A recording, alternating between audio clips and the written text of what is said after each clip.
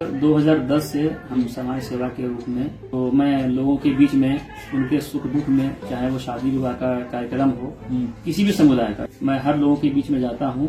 शादी विवाह के मौके पर या उनके दुख सुख में मैं सोचता हूँ कि अगर मैं सर्विस में जाता हूँ तो मैं व्यक्तिगत तौर पर अपने और अपने परिवार को खुशहाल कर सकता हूँ। लेकिन मैं अगर राजनीति में आता हूँ तो मैं एक साथ हजारों घरों को रोशन कर सकता हूँ, हजारों लोगों के जीवन उद्धार कर सकता हूँ, उनकी उम्मीदों पर खरा उतर सकता हूँ। मामला ये है कि आप अक्सर दूसरे क्षेत्रों में देखते होंगे कि वहाँ के लोग सर्विस में बहुत ज्यादा मिलेगा। इधर क्या है कि शिक्षा का जो व्यवस्था है वो थोड़ा सा उसका ढांचा बिगड़ा हुआ है, और मैं प्रयास करूंगा कि मैं चुनाव जीतता हूँ तो मैं शिक्षा व्यवस्था में सुधार लाने के लिए मैं प्रयासरत रहूंगा। चाहे सरकारी विद्यालय हो या प्राइवेट संस्थान हो, वही जलाशय जो योजना है इसको कैनाल बनाकर या तो और भी कई साधन है उसे बनाकर सिंचाई व्यवस्था के लिए उसका समाधान किया जा सके।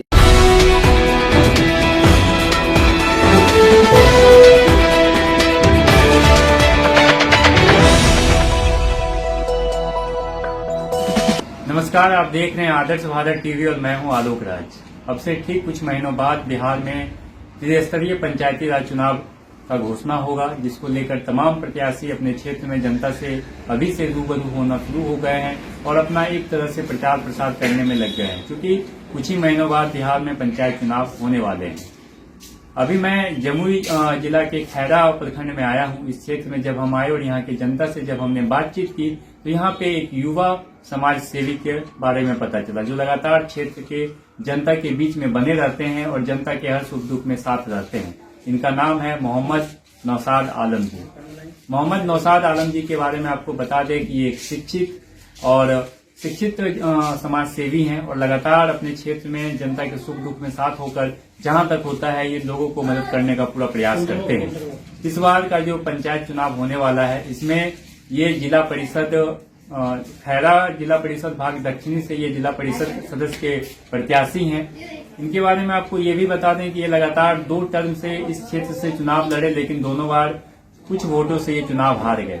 चुनाव हारने के बावजूद इन्होंने जनता का साथ नहीं छोड़ा और लगातार क्षेत्र की जनता के बीच में हर एक सुख दुख में साथ रहते हुए इन्होंने लोगों को मदद करने का पूरा प्रयास किया है। तो हमारे साथ अभी बातचीत करने के लिए है नौशाद आलम जी। तो नौशाद जी से बात करेंगे। नौशाद जी, सबसे पहले आपका आदर्श भारत टीवी में बहुत बहुत स्वागत है। जी धन्यवाद। आपके आदर्श भारत टीवी चैनल को मेरी मुबारकबादियां हैं कि आपका चैनल ग्रो करे और आप इसी तरह लोगों के बीच में जाकर उनका फीडबैक ले सकें। जी नौशाद जी, जब हम इस क्षेत्र में आए और काफी लोगों से बातचीत हमने किया तो आपके बारे में पता चला कि आप लगातार समाज सेवा का काम इस क्षेत्र में कर रहे हैं। तो किस तरीके का समाज सेवा का काम आप करते हैं और कितने सालों से समाज सेवा का काम कर रहे हैं? लगभग 2010 से हम समाज सेवा के रूप में कार्यरत हैं अपने इस क्षेत्र में। जी। और जैसे कि जहाँ तक रही बात कि किस तरह का समाज सेवा कर रहे हैं, क्योंकि मैं तो जीता हुआ प्रत्याशी नहीं हूँ, मैं हारा हुआ हूँ, तो मैं लोगों के बीच में उनके सुख दुख में, चाहे वो शादी विवाह का कार्यक्रम हो, किसी भी समुदाय का, चाहे वो हिंदू समाज से हो, मुस्लिम समुदाय से हो, या हमारे क्षेत्र में क्रिश्चियन समाज भी रहते हैं उस समुदाय से लोग हों, SC ST समुदाय जो भी हो, मैं हर लोगों के बीच में जाता हूँ शादी विवाह के मौके पर या उनके दुख सुख में, या साथ ही अगर कोई इस दुनिया से इंतकाल हो गया या इस दुनिया से चले गए हैं यानी डेथ कर गए हैं तो उनके अंतिम संस्कार में भी मैं जाता हूँ बिना किसी भेदभाव का। इस तरह से हम लोगों के बीच में जुड़े हुए हैं। साथ ही अगर किसी को किसी तरह कोई परेशानियां होती है, जैसे कि उसे कोई आर्थिक सहयोग चाहिए या सामाजिक सहयोग चाहिए या प्रशासनिक सहयोग चाहिए, उसमें भी मैं बढ़ चढ़ कर हिस्सा लेता हूँ और उसकी मदद करता हूँ। जी। आपकी एजुकेशन कितनी है? कितने तक पढ़े लिखे? मैं डबल MA किया हुआ हूँ। साथ में मैं सहरसा पॉलिटेक्निक कॉलेज से मैकेनिकल इंजीनियरिंग भी की हुई है। जी। जब आपके पास इतनी डिग्री है तो आप जॉब भी कर सकते थे या सर्विस में जा सकते थे, तो फिर भी आपने राजनीति को या समाज सेवा को क्यों चुना? समाज सेवा में जाने का मेरा मुख्य मकसद ये है कि मैं सोचता हूँ कि अगर मैं सर्विस में जाता हूँ तो मैं व्यक्तिगत तौर पर अपने और अपने परिवार को खुशहाल कर सकता हूँ।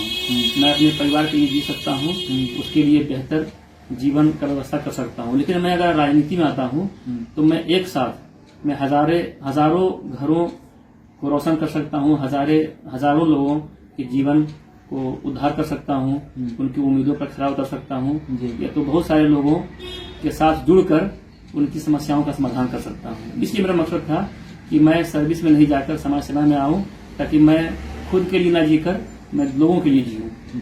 आप लगातार इस क्षेत्र से 2 टर्म में चुनाव लड़े जिला परिषद सदस्य। लेकिन कुछ वोट से दोनों टर्म में आप चुनाव हार जी, गए। जी। चुनाव हारने के बावजूद आप लगातार क्षेत्र में बने हुए हैं जी। क्योंकि जब भी जो प्रत्याशी होते हैं चुनाव अगर हार जाते हैं तो वो 4 साल क्षेत्र में नजर नहीं आते हैं, फिर चुनाव के समय नजर आते हैं। और ऐसे में आपने लगातार सिर्फ चुनाव में नहीं, लगातार आप चुनाव हारने के बाद क्षेत्र में लोगों का सेवा दे रहे हैं। इसके पीछे का क्या उद्देश्य है आपका? उद्देश्य तो मेरा यही है कि समाज सेवा करना। और रही बात कि मैं लगातार जो मैं क्षेत्र में बना रहता हूँ, अगर मैं चुनाव के समय में नॉमिनेशन करके डायरेक्ट लोगों के बीच में जाता हूँ तो लोग सोचेंगे कि ये इनका मुख्य मकसद है चुनाव जीतना, ताकि चुनाव जीत कर ये अपनी सेवा कर सके समाज सेवा के नाम पर। लेकिन मेरा मकसद है शुरू से ही कि नहीं, मैं समाज सेवा करूं। ये चुनाव हारूं या चुनाव जीतूं, ये तो जनता का मन है, जनता का विचार है कि मुझे वो किस रूप में देखना चाहते हैं। अगर वो मुझे जीतता हुआ देखना चाहते हैं तो मैं अपने समाज में इससे बना रहता हूं ताकि उनको लोगों को लगे कि नहीं, ये समर्पित व्यक्ति है जो समाज में जुड़ा हुआ है, ताकि वो मुझे आज नहीं तो कल कभी न कभी मौका दे, ताकि मैं उनके सुख दुख में काम आ सकूं और उनकी सेवा कर सकूं। जी। तो अभी जो आप जिला परिषद सदस्य का भावी प्रत्याशी हैं इस क्षेत्र से, तो इस क्षेत्र में प्रमुख रूप से क्या क्या समस्या आप देखते हैं? समस्या तो बहुत सारी है, जैसे कि इधर शिक्षा की काफी कमी देखी जाती है। मामला ये है कि आप अक्सर दूसरे क्षेत्रों में देखते होंगे कि वहाँ के लोग सर्विस में बहुत ज्यादा मिलेगा, लेकिन इधर क्या है कि शिक्षा का जो व्यवस्था है वो थोड़ा सा उसका ढांचा बिगड़ा हुआ है। फिर भी अब इधर कुछ शिक्षक बहाली हो जाने की वजह से अब स्कूलों में शिक्षा व्यवस्था में काफी सुधार हुई है। बहुत सारे कोचिंग संस्थान हैं इस इलाके में। तो अभी तुरंत तो इसका समाधान नहीं हो सकता, लेकिन हाँ 2-4-5 वर्षों के बाद इधर शिक्षा व्यवस्था में काफी सुधार आएगी। और मैं प्रयास करूंगा कि मैं चुनाव जीतता हूं तो मैं शिक्षा व्यवस्था में सुधार लाने के लिए मैं प्रयासरत रहूंगा, चाहे सरकारी विद्यालय हो या प्राइवेट संस्थान हो। मैं वहां पर जाकर लगातार जांच करूंगा खुद से और देखूंगा कि वहां पे क्या कमियां हैं, वहां अच्छी से पढ़ाई लिखाई हो रही है या नहीं हो रही है, ताकि हमारे इस क्षेत्र के बच्चे आगे बढ़े और इस क्षेत्र का नाम रोशन करें। जी।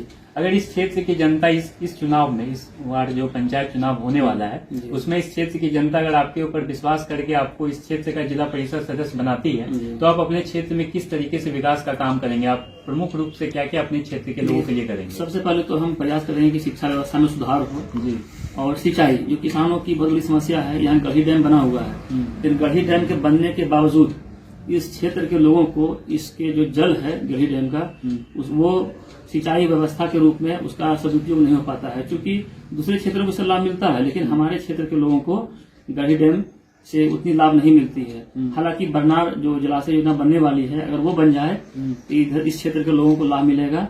और साथ ही मैं चाहता हूँ कि अगर मैं चुनाव जीतता हूँ तो मैं सरकार से और अपने जो मेरे ऊपर जो प्रतिनिधि हो, चाहे विधायक हो या सांसद हो, मैं उनसे रिक्वेस्ट करूंगा कि हमारे क्षेत्र में जो गढ़ी जलाशय जो योजना है इसको कैनाल बनाकर या तो और भी कई साधन है उसे बनाकर सिंचाई व्यवस्था के लिए उसका समाधान किया जा सके।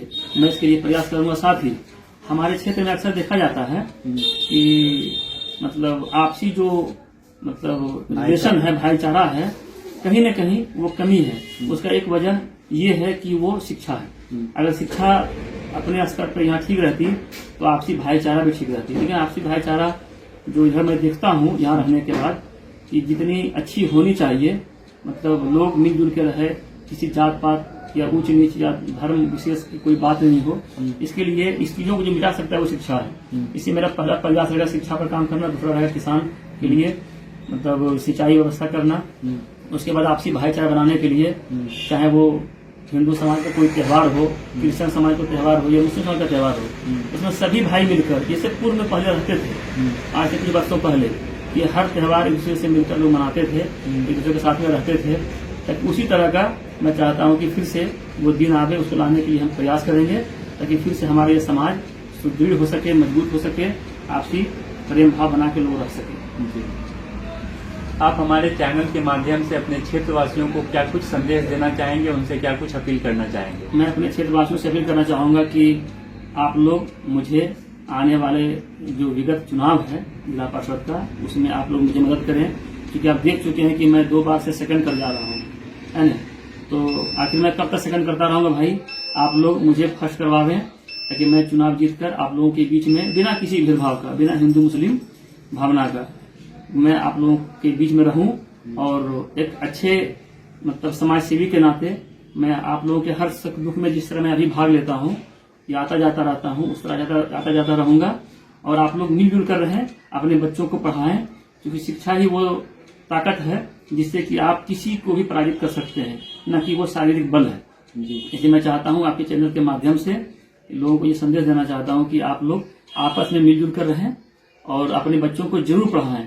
भले एक रोटी कम खाएं, है ना, चाहे कपड़े कम पहनना पड़े वो तो ठीक है, लेकिन शिक्षा के मामले में कोई कंप्रोमाइज नहीं करें, क्योंकि आजकल खाने का व्यवस्था और कपड़े का व्यवस्था तो सरकार द्वारा विद्यालयों में की जाती है, लेकिन जो शिक्षा है उसी भी की जाती है। लेकिन शिक्षा को जब तक आप खुद से उस पर ध्यान नहीं देंगे तब तक आप आगे नहीं बढ़ पाएंगे। जी, जनता की सेवा करने के लिए ही इस क्षेत्र में आया हूं और लगातार 2 बार चुनाव हारने के बावजूद मैं क्षेत्र की जनता का जहां तक होता है सेवा करने का पूरा प्रयास कर रहा हूं और आगे भी मैं ये काम जारी रखूंगा।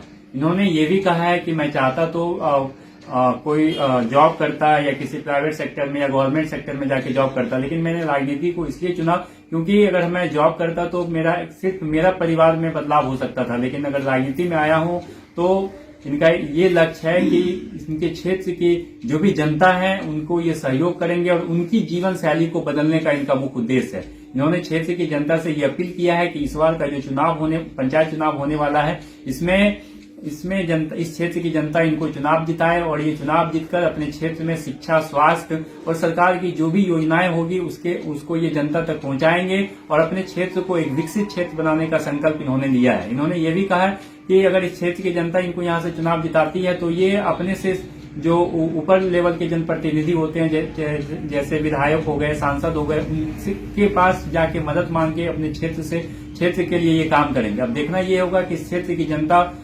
इस चुनाव में क्या निर्णय लेती है। जो भी लोग इस वीडियो को देख रहे हैं ज्यादा से ज्यादा शेयर कीजिए ताकि इस क्षेत्र की जनता नौशाद आलम जी की बात को सुने, समझे और अच्छे जनप्रतिनिधि, एक शिक्षित जनप्रतिनिधि का चयन इस चुनाव में कर सके। तब तक के लिए इतना ही, फिर किसी खास एपिसोड में हम आपको नए प्रत्याशी से रूबरू कराएंगे। तब तक के लिए इतना ही। हमारे चैनल को लाइक फॉलो कीजिए। मैं आलोक राज, कैमरा पर्सन रोहित कुमार सिंह के साथ जमुई।